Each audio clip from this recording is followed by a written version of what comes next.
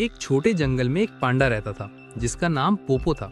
Poopó दूसरे जानवरों से मुख्तलिफ था क्योंकि वो हमेशा आसमान की तरफ देखता और सोचता, अगर मैं उड़ सकता तो दुनिया कितनी खूबसूरत लगती। सब जानवर हंसते और कहते, पांडा उड़ नहीं सकता, लेकिन पोपो के दिल में ये ख्याल दिन रात रहता। वो परिंदों को देखकर हसद करता और सोचता कि एक दिन वो भी उड़ने की कोशिश करेगा। एक दिन पोपो ने फैसला किया कि वो अपनी उड़ने की सलाहियत जरूर ढूंढेगा। उसने छोटे पत्तों और टहनियों से परों जैसी चीजें बनाई और ऊंचे दरख्त पर चढ़ गया। लेकिन जैसे ही वो छलांग लगाया, वो सीधा जमीन पर गिरा। वो थोड़ा सा डरा, लेकिन हार नहीं मानी। पोपो ने सोचा, शायद मुझे परिंदों से मदद लेनी चाहिए। वो जंगल के सबसे होशियार परिंदे चिड़िया चिटकी के पास गया।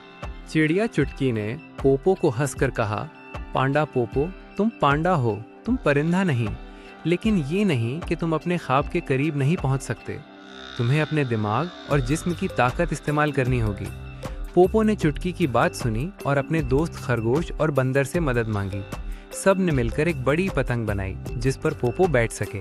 वो पतंग हवा में उड़ने लगी और पोपो के दिल में खुशी की लहर दौड़ गई। पोपो हवा में उड़ रहा था और नीचे जंगल के सब जानवर हैरत से देख रहे थे। हवा की ठंडी हवा, सूरज की रोशनी और आसमान की वुसअत ने पोपो को बेहद खुश कर दिया। वो जान गया कि ख्वाब देखना जरूरी है और कोशिश करना और भी जरूरी। सब जानवर जो पहले हंस रहे थे, अब खुशी से तालियां बजा रहे थे।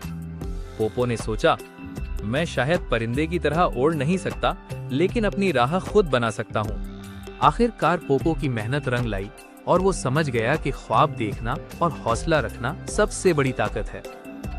वो अब हर दिन अपनी पतंग के साथ उड़ता, नए दोस्त बनाता और सबको ये सबक देता कि अगर दिल में यकीन हो तो कुछ भी नामुमकिन नहीं। जंगल के सब जानवर अब पोपो को छोटा उड़ने वाला पांडा कहकर प्यार करते और उसकी कहानी सुनकर छोटे जानवर भी ख्वाब देखने लगते।